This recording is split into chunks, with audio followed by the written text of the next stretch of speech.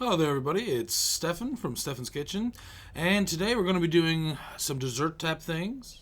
We're going to be doing Stefan's Ultimate Cookies. And this has been asked for quite a while now, and I've been meaning to get to this. So I'm making a huge batch in this video, so I'm just going to give you standard recipe guidelines. Use a cup of butter, and then you're going to add in a half a cup of sugar, and you're going to add in 1 cup of brown sugar, and then you're going to cream that stuff together. And you're going to want to cream that until it's nice and smooth. And again, if you get any of this stuff stuck in your beaters, just lift them up out of the bowl. It will shake free as the beaters are spinning around. So once you get it all done and nice and, well, pretty much smoothed out, it should look something more or less like this. Almost like it's cookie batter already. But it's not quite done yet. We have to add in eggs. And for you guys, you're going to be wanting to add in 2 eggs. And for our standard recipe mix. So by no means do you have to worry about trying to break the eggs with one hand. It's something you kind of have to get used to. It's not that special all the same. It's just get your eggs in there. So once you get them all in there, you're going to want to beat the mixture together again. Usually you're supposed to do them 1 at a time, which is what I would suggest to you guys. I was doing them 2 at a time so that they mix properly. And this recipe should yield you about a couple dozen cookies, not too many. This one here done me quite a few. I believe it was several dozen cookies that this came out to eventually, but you'll see what I mean by the end of the video either way. So the next thing we're going to do is we're going to add some vanilla. I'm using vanilla extract because I don't buy real vanilla all that often. So if you have, if you have access to vanilla, then by all means use it. Same thing as butter. If you can't get butter, use margarine. It's fine. Butter will give it a better flavor. Those were our oats, and you will need 3 cups of them. And before we add everything together, we're going to get our flour together. You're going to want 1 1/4 cups of flour. Then we're going to add a half a teaspoon of baking soda to the mix. And as you can see, I'm adding, again, a lot more because, again, I'm making a larger, batch. The next thing we're going to do is we're going to add some salt. About 1 teaspoon of salt is all you will need in there.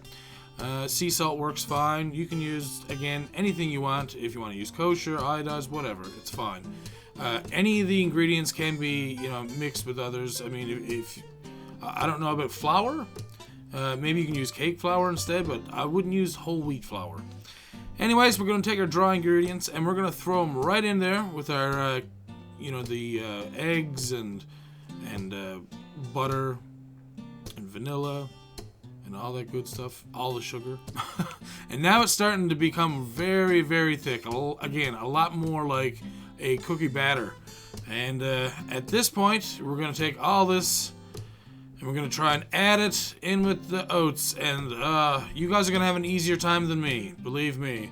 This is a huge bowl of cookies. And I've done this because my girlfriend Robin, it's Christmas time, more or less, and we like to make cookies around Christmas time, so we made it for that, and, well, she brings them to work and shares them with co-workers and stuff, and apparently they all enjoyed these, so I have no complaints from anyone yet. But this is better than your standard, I guess, like butter flour cookies, because you're having a little bit of rolled oats in there. It's a little bit, I guess, meatier for a cookie, if that even makes sense. Cookies with meat? No. Anyways, here's the fun part. Here's what makes them ultimate cookies. Otherwise, they're just oatmeal cookies. First, I add in 1 package of real milk chocolate chips. And again, you can add as many or as little as you want. It's all up to you. I'm also going to add a bag of butterscotch chips. That's why I call them ultimate. Because the flavor, so much flavor. Then we have some white chocolate chips. And next, Reese's peanut butter chips.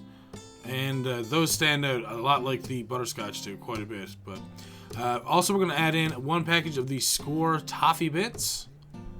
I think you're starting to see where this is going. How come they're so ultimate?